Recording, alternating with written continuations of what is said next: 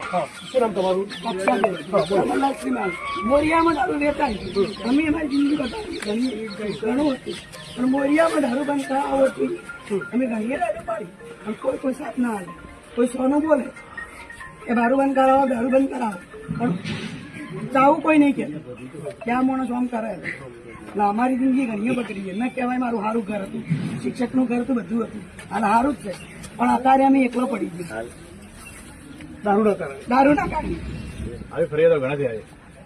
ઘણી હતી પ્રોપર્ટી અમને બધાને ખબર. મારા સસરા એ રસ્તા હતા.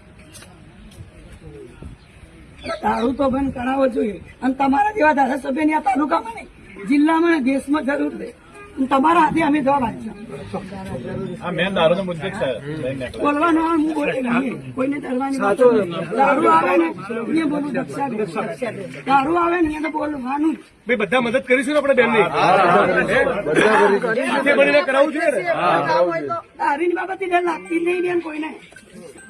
તારે જે છોકરા જે વિધવા બેનું પૂરું કરે છે ને એને પોતાની ખબર કે કેવી રીતે પૂરું થાય છે. અત્યારે હાલ હું સંચાર તરીકે નોકરી કરું છું. મને મારા છોકરા મોટા થઈ ગયા, હાલ મને હેલ્પ કરે છે. પણ જે જિંદગી મેં બગાડી મને ખબર કે મેં કેવી જિંદગી જીવી છે. ઘણી બધી મારો કાઢી હાથ પગ પગાચી નહીં થાય. મારી જિંદગી બગડી ત્યારે ભગવાનની મહેરબાની છે. પણ મારા જેવું કોઈ પહેલું સહન ના કરી. આપણે ગરીબ થઈને રહી માર ખાઈ આ રિયાલિટી છે. અને મા બાપ ની ઇજ્જત ખાતર રહી બાળી ગયું. છોકરા હોય, છોકરા મૂકીને જો જતી રહી.